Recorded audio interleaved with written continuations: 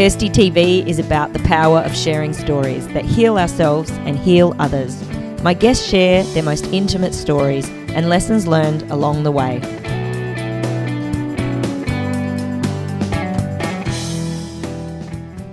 Today we're talking about self-harm, and in particular cutting.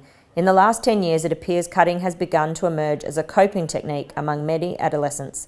My guest Stefanie grew up in a troubled environment with a mum who was a prostitute and a father her pimp. By 11 years old, both her parents had passed away. She started cutting at just 8 years old as a way to cope with all the trauma in her life. So you told me on the phone that you had to really find some new ways to cope. What are some of the things that you've done to replace cutting? Well, I like being around nature. I go hiking. Yeah.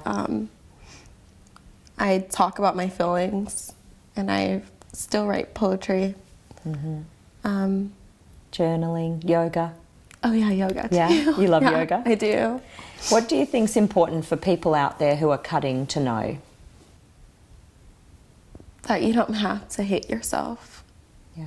You know. So you think that's really what's what cutting at the core is, of it? you know, it's self-hatred. Yeah, it is. It's you're self-inflicting pain on yourself, you know. Mm-hmm. And it doesn't have to be that way. And if you're like me, you do it because you don't like hurting other people, so you prefer to be the one who has to deal with it. Yeah. But you don't have to. There are better ways, and it doesn't have to be that way. Initially, when you're making the transition and you're trying to stop cutting, what do you think were the things that helped the most? When I was making a transition? Yeah, when you were trying not to.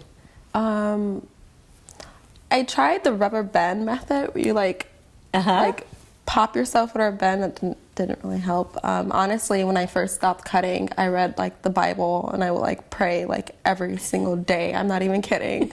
I know that sounds like do what you got to do. I know that sounds crazy, and I'm not like religious now, you know, but I would just pray to God every day, and like when I had like a negative thought, like to think about cutting, like I would just change it.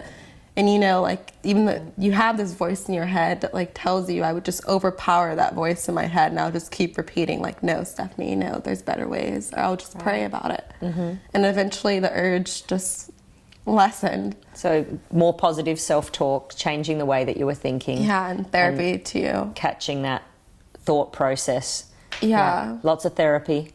Yeah, and don't have a hidden razor like I did. Like it's just like with drugs, you need to get rid of everything, you know. Don't like keep a scissors, sharp object, nothing that you could use as a backup. Yeah. I know we're laughing, but it's serious because there's so many people now that are using cutting and self-mutilation of lots of different ways. So I think it's important to talk about the things maybe not everyone would talk about. But yeah, hide all of the sharp objects. Yeah. And then talk to people and deal with your emotions, because as you say, a lot of it was also a release of trying to get rid of all the yuckiness and darkness that was in you. You were trying to find a way to get it out. So I think the poetry and the journaling can certainly help. Definitely helped.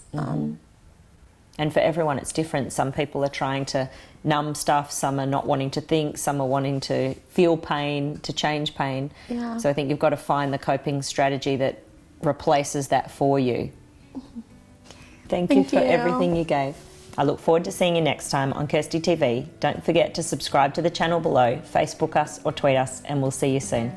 I started cutting myself, and I ended up going into like a mental hospital because I wrote in my own blood all over the bathroom wall. I hate myself, and all these different